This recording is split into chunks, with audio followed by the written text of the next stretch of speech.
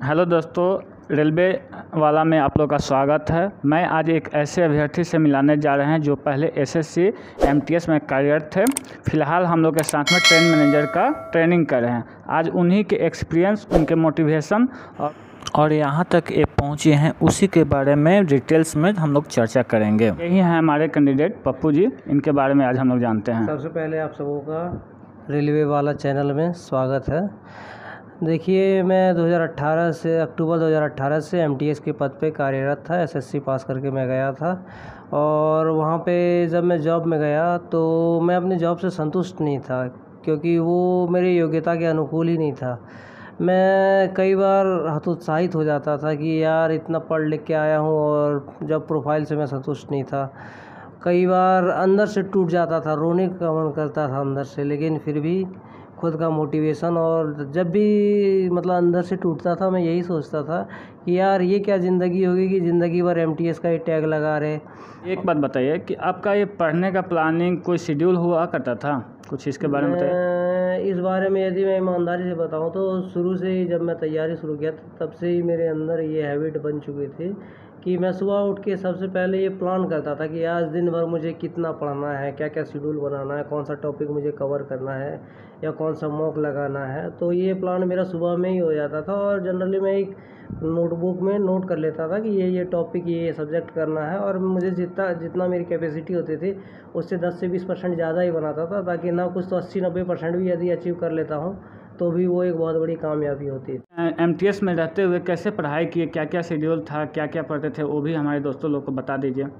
Hello दोस्तों, सबसे पहले मैं सुबह उठ के करंट अफेयर और स्टैटिक जीके की पढ़ाई करता था। करंट अफेयर के लिए मैंने उत्कर्ष यूट्यूब चैनल का रेफरेंस लिया था, और इसके अलावा मैं स्टैटिक जीके के लिए लूसेंट पढ़ता था, और लगातार मैं रिवाइज़ भी करता रहता था, क्योंकि कई बार चीज़ें ऐसी होती है आप लगातार पढ़ते जाएं और रिवाइज़ ना करें तो भूल जाते हैं। और वीकली मेरा शेड्यूल ये रहता था कि मैं 6 दिन जो भी पढ़ता था उससे अगला 7वां दिन यानी रविवार को जो छुट्टी का दिन होता था उस दिन रिकॉल करता था मैं। ये बताइए कि आपका मॉक टेस्ट का टाइमिंग क्या था, रात में कब सोते थे, कब पढ़ाई करते थे, ये सब भी हमारे दोस्तों को बताइए। मैं मॉक टेस्ट जनरली शाम में ड्यूटी से आने के बाद ही लगाता था, क्योंकि मॉक टेस्ट एक ऐसा चीज़ है, वो आपका ओवरऑल रिव्यू देता है कि आपने क्या पढ़ा है। और शाम में ऐसे थके हारे में ज़्यादा कुछ पढ़ने का मन नहीं करता था तो मैं मॉक ही लगाता था, क्योंकि मॉक एक ऐसा चीज़ है, यदि आप एक बार शुरू कर दिए तो जब तक ख़त्म नहीं कीजिएगा तब तक मतलब आपका वो कंप्लीट ही नहीं होगा मॉक। तो मैं जनरली शाम में ही मॉक लगाता था और उसका रिव्यू भी रात में ही करता था।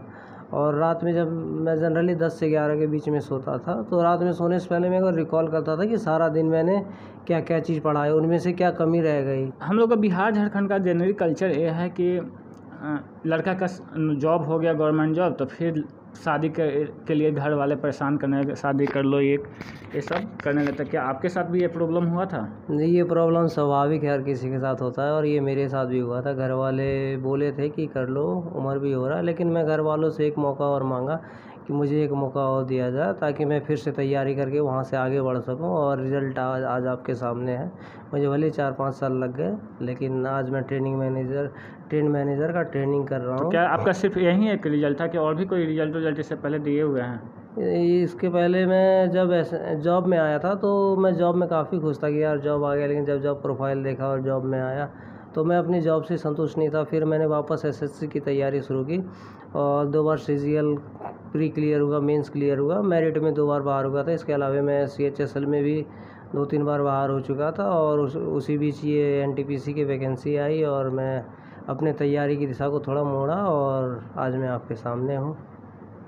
मेरे व्यूवर को आप क्या मोटिवेशन देना चाहते हैं? मैं मोटिवेशन के बारे में सच बोलूँ तो सेल्फ मोटिवेशन ही सबसे अच्छा मोटिवेशन है, क्योंकि हर परिस्थिति हर किसी के साथ एक सा नहीं होता। हर कोई अपने स्तर से संघर्ष करता है, फिर वो चाहे फाइनेंशियली हो, चाहे कोई जॉब में रह के करता है या कोई किसी अन्य तरह से करता है। तो आप हमेशा अपने गोल की तरफ अग्रसर रहिए, गोल बनाइए, गोल की तरफ अग्रसर हमेशा रहिए, हमेशा मेहनत करते रहिए, गिव अप कभी मत कीजिए, क्योंकि जिस दिन आप गिव अप किए उस दिन आप वापस शून्य पे आ जाइएगा। सो लगातार मेहनत करते रहें और गोल के प्रति, मतलब कि गोल सेट रहेगा तो आपको मेहनत करने के लिए वो मोटिवेट करेगा ही तो गोल बनाएं। हाँ, गोल बहुत बहुत धन्यवाद। आज का एपिसोड यहीं पर ख़त्म होता है। मैं ऐसे ही संघर्षों की कहानी और भी मेरे दोस्त हैं जो उनका क्या क्या संघर्ष था उसके बारे में हम आप लोग को के सामने लाएंगे और आपको सुनाएंगे कि कैसे कैसे वो लोग भी आगे बढ़े हैं।